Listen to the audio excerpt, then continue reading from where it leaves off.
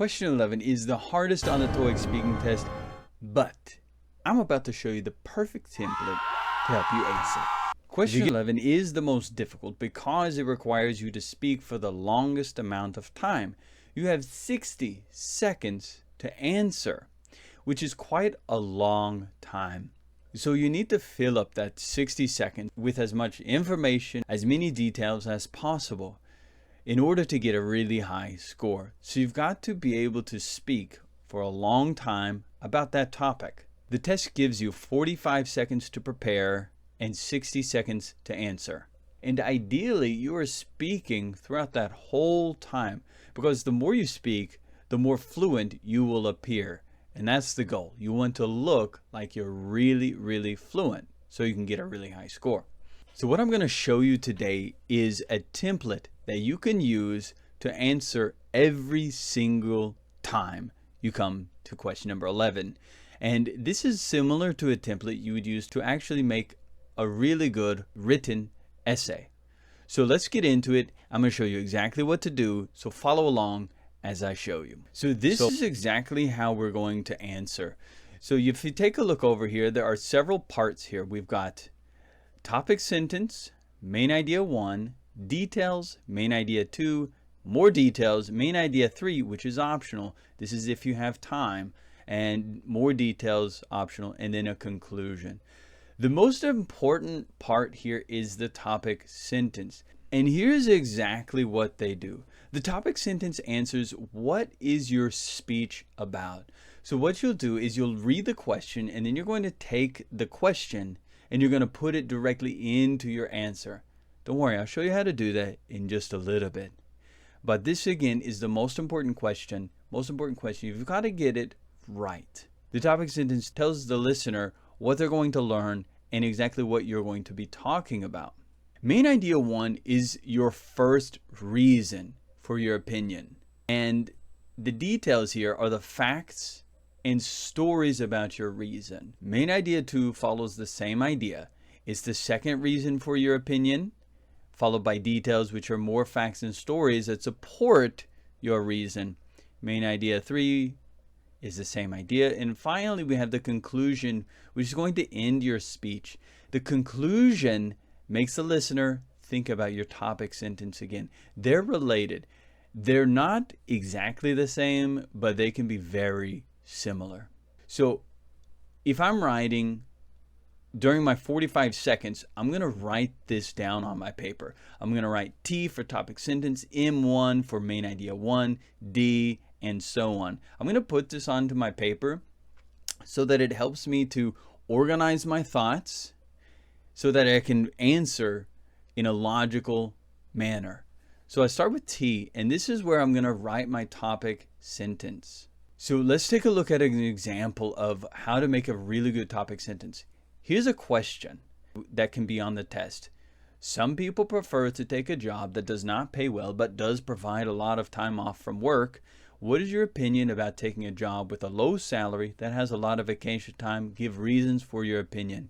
We need to answer our opinion about a job that has low salary, a lot of vacation time. So we're either going to choose that it's great and be positive about it, or we're going to be negative about it and say why it's not good. So we're either choosing why it's great or why it's not great, why it's good, why it's bad, simply. And then we're going to give reasons for that opinion. So here's what we do. I have this topic sentence down at the bottom. Let's read it, and then I'm going to explain why this is an amazing topic sentence. I think taking a job with a low salary but a lot of vacation time can be a great choice. Here's what I did. I put my question into my answer. I put the question into my answer. I just copied the same words. First of all, since it's an opinion, I'm going to start with this. I think, this little chunk here. I talk about chunks in my reading time attack video, so go ahead and check that one out. So I start with I think, and then I take the words from the question and put it into my answer. Taking a job with a low salary. Boom. I copy this exactly from the question and put it into my answer. Taking a job with a low salary that has a lot of vacation time, and then I answer my opinion. Can be a great choice. I could write here, is a great choice. and then the listener understands that my opinion is this, taking a job with a low salary but has a lot of vacation time, is good. And since we're talking about topic sentences, I'm going to show you how to make your concluding sentence, which is almost the same as your topic sentence. Take a look. Again, here is our topic sentence. I think taking a job with a low salary but has a lot of vacation time can be a great choice. What I'm going to do for my concluding sentence is add a transitional phrase specifically for conclusions. To sum up. There are other great ones which you might know as well. To conclude. Finally. All of these phrases are really good to start your concluding sentence. To sum up, and then here I state my opinion again. I believe having more vacation time outweighs the downside of a lower salary because it provides freedom to enjoy life and invest in personal growth. These two ideas here are actually my main ideas. I just put them back into my conclusion. Provides freedom to enjoy life and invest in personal growth. Both of those ideas are in my speech. Let's take a look now at how I'm going to make my outline. For main idea 1, as we're filling this out, we just want to fill out maybe 1 or 2 words per line. Other than the topic sentence, it's okay to write that one out fully. But if you feel rushed, don't worry about it. Write a couple words down only.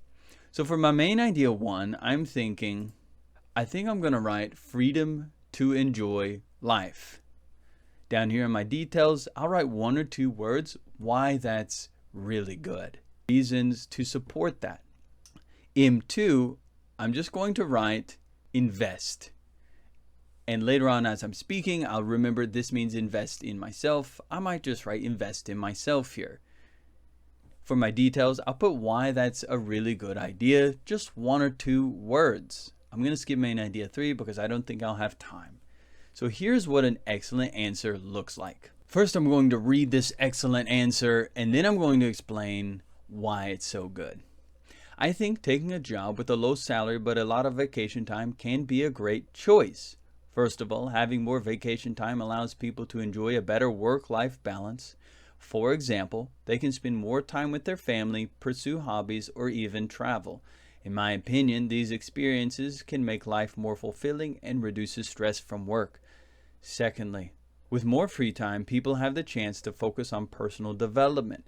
For instance, they can learn new skills, take courses, or start a side business. Even though the salary may be lower, the additional time can open doors for other opportunities.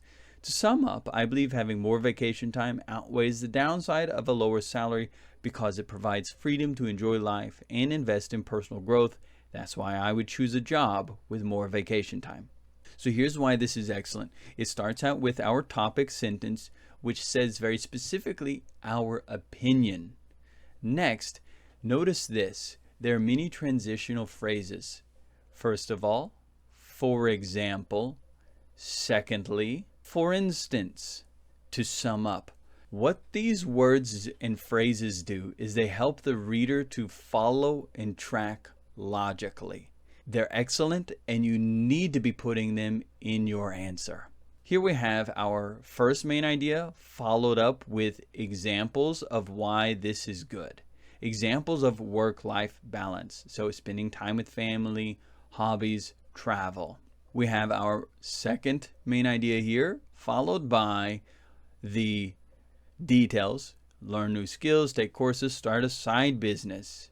And then finally we have our conclusion, which we already discussed. So as you can see, if you answer number 11 like this, you're surely to get a very high score. So that's what I really recommend is you follow this template and you'll be able to get a high score on that. Finally, if you're enjoying studying with Mr. Shank, I highly recommend you check out my other videos where I show you how to use AI to give you feedback to improve your answers even more. You can use AI on question number 11 to give you feedback for your answer, and it's going to help you tremendously. Finally here, my hope and prayer is that you would pass your test, you would get a high score, you would achieve your dreams and goals, and if I can help you in that in any way, I would be very grateful, and that would make me happy. By the way, look out for my next live where where I go in detail, I can answer your questions, and I show you exactly how to use AI to help you pass your TOEIC speaking tests. And if this video has helped you in any way, I would be very grateful if you would like, subscribe, and share it. And I'll see you in the next one.